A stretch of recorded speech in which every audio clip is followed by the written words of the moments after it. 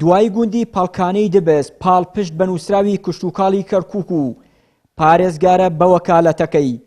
ژمارەیەک عەرەبی هاوردە چوونەتە ناحیەی شوان و لە هۆبەی کشتوکاڵی شوان داوای ئەو زەویانەیان کردووە کە لە کاتی بەعەز داگیریان کردووە و کێڵاویانە. ئەو جووتیارانەی ناوچەی شوان دەڵێن بە پێی بەڵگەنامەکان سەرجەم ئەو زەویە کشتوکاڵیانە هی کووردە و ئەوان داگیریان کردووە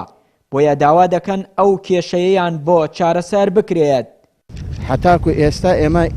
ئەم زەویانە ئەکێڵین و بەروبوومەکەی یەخمەین ئەوان کە ئێستا لە 16 ئۆکتۆبەر بەدواوە کە ڕژێم گەڕاوەتەوە حکوومەتی عێراق گەڕاوەتەوە ناوچەکەمان ناوچەی کەرکووک ئەو عەرەبانە ئێستا هاتوونەتەوە داوای ئەم ئەرزانەکەن کە کاتی دوای ئەنفال لە 88 بەدواوە ئەو ئەردانە عەقد کراوە لەسەر عەرەبەکان تا 2003 ئەم ئەرزانە بەدەست ئەوانەوە بوو ئەوە هی ئەوان نییە تاپۆی بەناو باوکو و باپیرەمانەوە. ئەم برا عەرەبانە کە وازانن ئێستا وەختی سەدامە و سەدام هێشتا هەرماوە بەمە سەدام ڕۆیی دار و دەستەکەی و ئێستا حکمی على ئەساس دیموقراتی هاتووەتە سەر عێراق ئەمانەوێ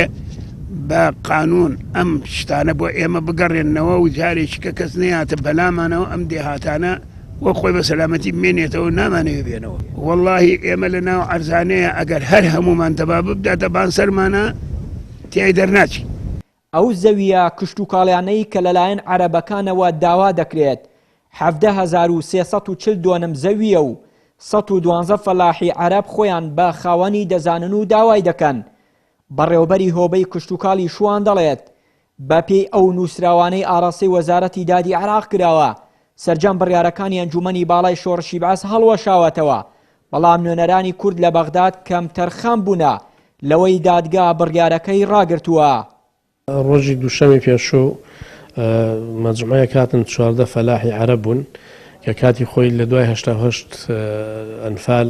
کە ئێمە ئاوارەی ئێران و شوێنەکانی تر بووین سلێمانی هەولێر